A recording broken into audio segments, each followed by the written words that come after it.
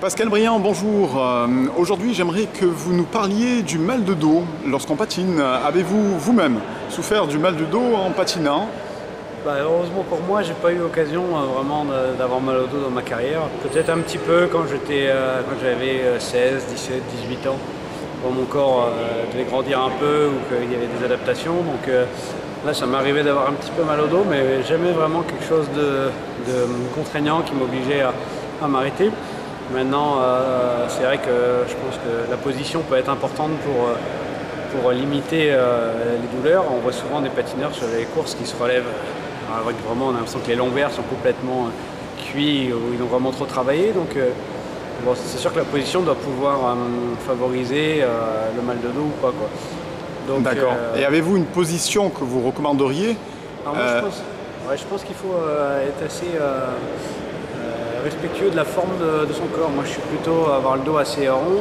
Je cherche pas forcément à le mettre plus plat ou à me cambrer pour ça. Non, je suis à bien me pencher, mais s'il se met naturellement rond, je lutte pas trop contre ça parce que du coup, ça me demande des efforts qui sont importants pour corriger une position qui ne me fait pas forcément aller beaucoup plus vite. Par contre, je m'assure à bien rester aérodynamique quand même.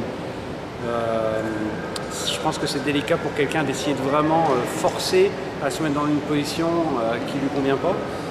Maintenant, si on a mal très rapidement au dos, je pense que c'est plus dû à des déséquilibres musculaires.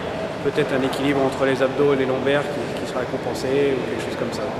Vous pouvez nous montrer ce qui vous semble une position correcte de patinage vue de profil, s'il vous plaît? Alors déjà, je ne chercherai pas forcément à beaucoup fléchir les jambes, juste ce qu'il faut pour avoir une bonne allonge. Mais au niveau du dos, ça va être mettre le dos pas parallèle au sol, mais pas loin en fait. Avoir la ligne d'épaule qui peut être légèrement au-dessus du bassin. Il y a d'autres patineurs qui sont vraiment plus aérodynamiques, qui se forcent plus, mais je pense que là ça doit dépendre de la souplesse aussi de chacun. Moi je ne suis pas spécialement en dessous, donc enfin, j'ai cette position, c'est une position qui m'est assez confortable, donc je ne me force pas plus, je reste sur ces angles-là. Au niveau du regard, quand je suis comme ça, je ne cherche pas forcément à regarder loin devant, sinon ça me crée des contraintes au niveau cervical et ça me fait assez mal, donc je regarde 1 mètre, 1 mètre 50 devant moi. Ça me suffit. Et pensez-vous que vous avez une action particulière de gainage lorsque vous patinez? Est-ce que vous contractez particulièrement vos muscles lombaires, vos muscles fessiers, vos muscles abdominaux?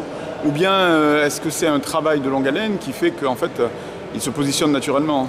Non, ça ne se fait pas naturellement, il faut forcément bien fixer le bassin.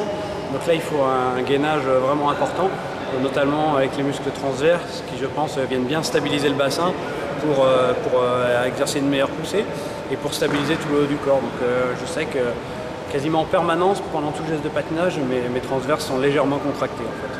C'est pas une grosse contraction, mais ils sont un petit peu en tension. Vous avez une tenue particulière du corps? Tout le temps en contraction pour fixer le bassin, afin qu'il soit bien stable et qu'il n'y ait pas de gestes parasites qui viennent se rajouter suite à la poussée. Merci beaucoup.